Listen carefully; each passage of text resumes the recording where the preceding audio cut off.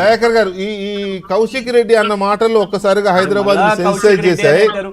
గాంధీ గారు అన్న మాటలు వాళ్ళిద్దరిది కాదా? అది వస్తుందండి, వస్తుంది, ఆగండి, తొందరగా. నన్ను అడిగినప్పుడు రాలేదు, కనీసం దయాకర్ గారు నన్ను అనండి.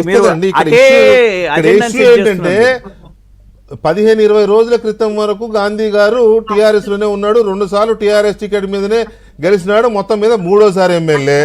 టిఆర్ఎస్ వాళ్ళు ఎవరికి ఆయన ఆంధ్రోడని కానీ ఇంకొకడని కానీ ఎవరికి ఏ ఫీలింగ్ లేదు. కాంగ్రెస్ నుంచి వచ్చిన కౌశిక్ రెడ్డికి మాత్రమే ఇప్పుడు ఆ ఫీలింగ్ వచ్చింది.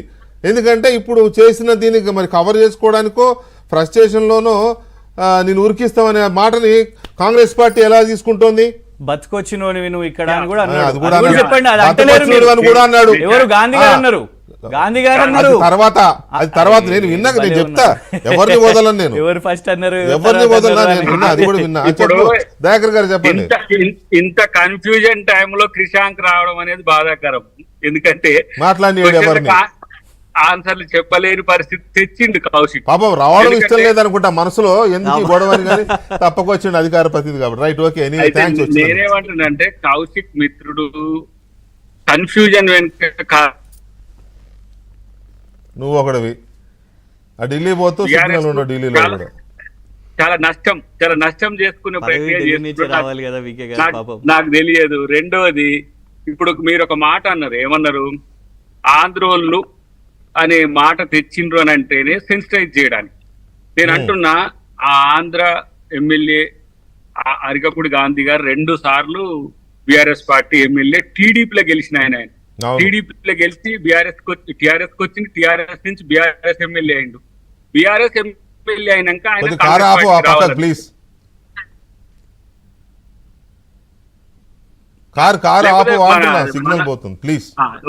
కాపు.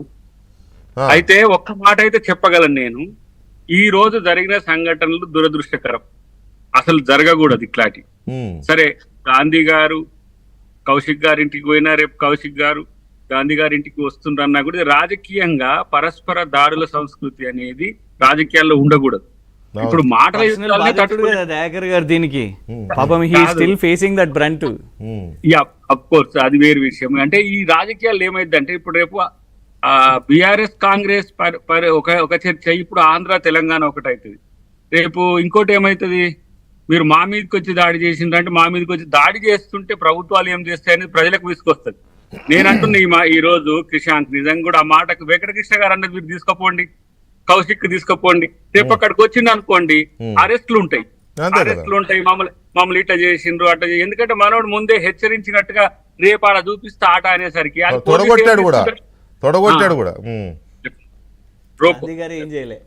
అయితే నేనేమంటున్నా,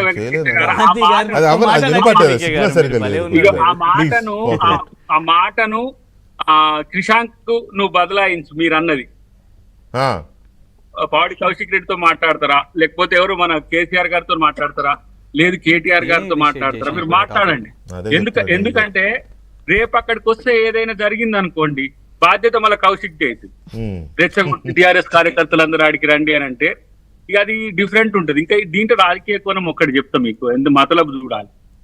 ఇప్పుడు ఆయన పార్టీ మారే హక్కు బీఆర్ఎస్ కు, టీడీపీ నుంచి బీఆర్ఎస్ కు వచ్చే హక్కు ఎట్లా ఉందో, బీఆర్ఎస్ నుంచి కాంగ్రెస్ కు వచ్చే హక్కు కూడా అట్నే ఉంది కదా.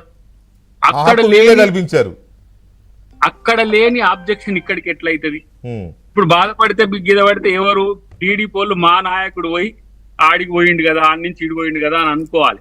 నేను అంటున్నా, నిజంగా ఆ సంస్కృతే గనక కేసీఆర్ గారు గతంలో నిలబెట్టి 61 సీట్లు వచ్చినప్పుడు అట్లనే ఉంటే ఇలా కేసీఆర్ గారికి తలవంపులు వచ్చేవి కాదు. అసలు ఆయనకు తెలిసి జరుగుతుందో తెలియక జరుగుతుందో. నేను ఇంతకు ముందు ఒక వీడియో కూడా పెట్టిన, అసలు ఒకవేళ కనుక కౌశిక్ రెడ్డి ఇట్లా రెచ్చిపోతుంటే దానికి సమర్థించినట్టు ఉంటే అది కేసీఆర్ గారు